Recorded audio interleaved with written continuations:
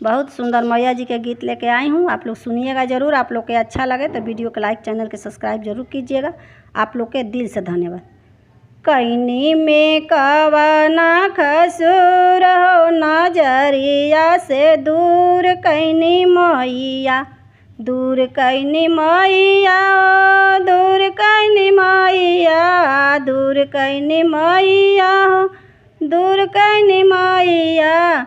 कैनी में कवना खसूर हो, नजरिया से दूर कैनी मैया, कैनी में कवना खसूर हो, नजरिया से दूर कैनी मैया।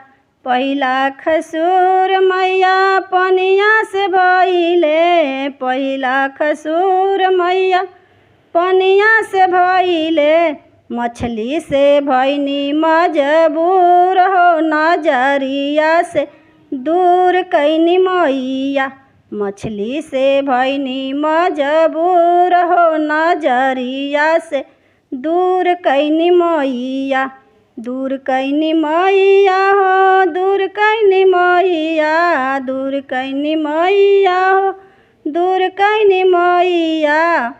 कैनी में कवना खसूर हो, नजरिया से दूर कैनी मैया, कैनी में कवना खसूर हो, नजरिया से दूर कैनी मैया।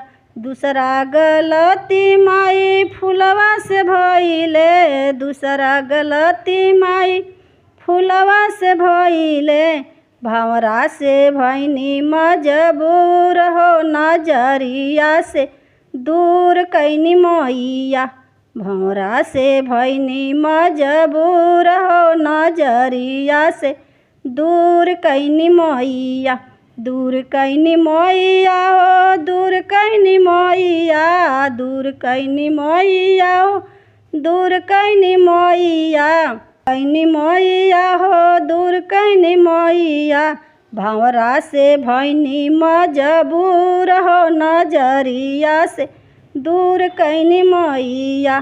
तीसरा खसूर मैया दूधवा से भइले, तीसरा खसूर मैया दूधवा से भइले, बछड़ा से भइनी मजबूर हो, नजरिया से दूर कैनी मैया, बछड़ा से भइनी मजबूर हो, नजरिया से दूर कैनी मैया, दूर कैनी मैया हो, दूर कैनी मैया, दूर कैनी मैया हो, दूर कैनी मैया।